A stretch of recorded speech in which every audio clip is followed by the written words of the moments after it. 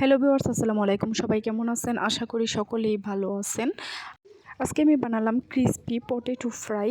এই potato fry সবারই অনেক ভালো লাগে। আলু তো বাচ্চাদের অনেক পছন্দ। আর এই ক্রিসপি পটেটো ফ্রাই বাচ্চাদের দিলে তো আরও বেশি ভালো লাগবে। তাই আজকে আমার রেসিপি হলো ক্রিসপি পটেটো ফ্রাই। এখানে আমি 3টে মাঝারি সাইজের আলু নিয়ে নিলাম। তারপর আমি সাইজ করে এটাকে কেটে নেব। দেখেন আমি এখানে কিভাবে আলুগুলোকে কেটে নিচ্ছি। এগুলো কেটে নেওয়ার পর আমি পরিষ্কার পানি দিয়ে ভালোভাবে আলুগুলোকে ধুয়ে নেব। আলুগুলো কিন্তু আপনারা বেশি মোটা করে কাটবেন না, যাতে করে তেলে অল্পতেই সিদ্ধ হয়ে যায় এরকমভাবে কেটে নেবেন মিডিয়ামভাবে। এখন আমি ভালোভাবে এটাকে ধুয়ে পরিষ্কার করে একটা ছাঁকনির মধ্যে তুলে নেব পানি ঝরানোর জন্য।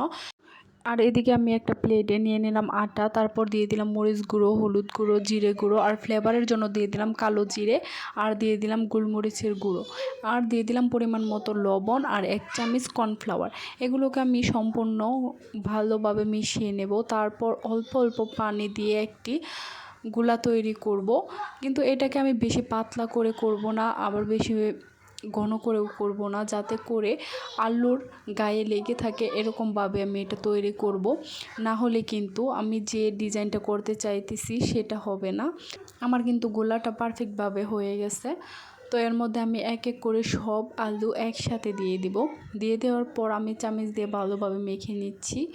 আর এর ফাঁকে বলে নিচ্ছি, যারা আমার চ্যানেলে নতুন আছেন প্লিজ আমার চ্যানেলটি সাবস্ক্রাইব করবেন, সবসময় আমার পাশে থাকবেন।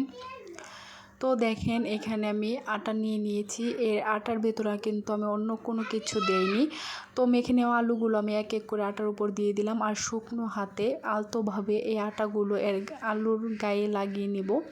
আমি কিভাবে লাগাচ্ছি আপনারা দেখলেই বুঝতে পারছেন। এভাবে আটাগুলো আলুর গায়ে লাগিয়ে নেবেন, দেখবেন একটা সুন্দর ডিজাইন তৈরি হয়ে গেছে।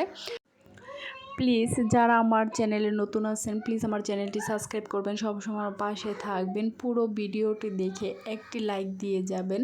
ছোট্ট বন্ধু হিসাবে আপনাদের কাছে এই একটাই অনুরোধ। এই আলুর ফ্রাইগুলো কিন্তু অনেক ভালো লাগে। মাংসের ফ্রাই যেমন অনেক ভালো লাগে, এই আলুর ফ্রাইটাও অনেক ভালো লাগে। আপনারা বাড়িতে অবশ্যই বানিয়ে খেয়ে দেখবেন, আশা করি সবার কাছে অনেক ভালো লাগবে।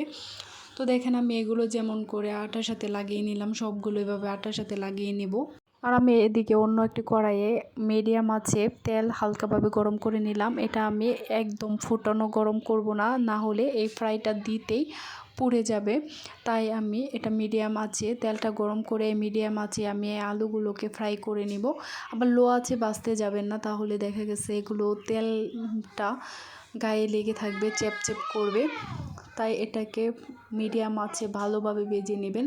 তো দেখেন আমার কিন্তু প্রায় ভাজা হয়ে গেছে, আর সুন্দর একটা ডিজাইন হয়ে গেছে। তো আপনারা দেখলেই বুঝতে পারবেন এটা কতটা ক্রিস্পি হয়েছে।